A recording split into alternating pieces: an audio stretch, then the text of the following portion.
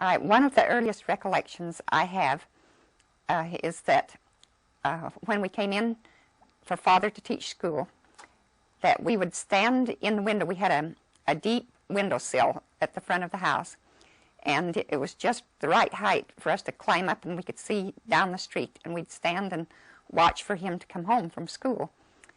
At the same time, we would often watch our dog. We had a dog that we called Old Bloss. That was short for Blossom. But Old Bloss was just part of the family as far as we were concerned.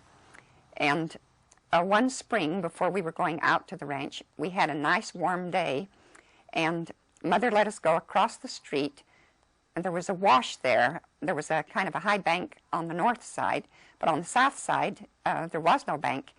And in the wash, there was a lot of wonderful sand. So she took a little quilt over, a little baby quilt over, and this was when Milda was the baby. Milda had been born. So I was a little older than 3, but not much. And she put Milda on the quilt, and the rest of us each had a spoon to dig in the sand. We didn't have a little shovel, but spoons worked just fine. And we were constructing all kinds of things. Old Bloss was there supervising the job, when all of a sudden one of the kids looked up and saw that water was coming down the wash. Well, what did we do? We just all scrambled out, and there sat poor Milda on the blanket. That is all but Old Bloss. And Bloss went right into the wash, took the corner of the quilt in his teeth, and dragged her to safety. So we thought he was just about the best dog that ever was. Well, we were soon due to disappointment because there was a family that Old Bloss did not like.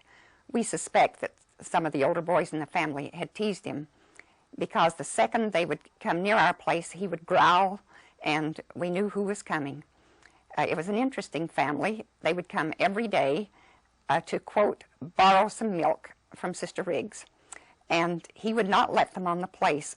So as they would approach the gate, we would hear deep growls from Old Bloss, and we would hear this high, funny voice of one of the boys that came. He'd say, Sister Riggs, can we borrow a little milk, please?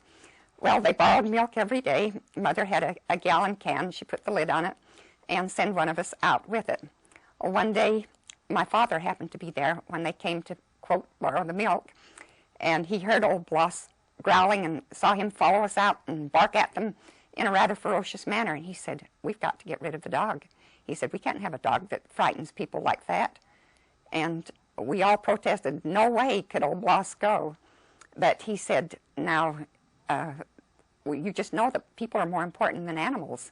And we're told that we should love our neighbor, and it's not very loving if we have a mean dog. And we all said, well, it's not very loving if we have to give up our dog either. We love him too. But he very promptly thereafter gave Old Bloss to a sheep herder, and there went a part of our family. There was a lot of grieving for a little while, but he promised that he would get us another dog, which he did after a period of time. That's one of the early recollections that I have.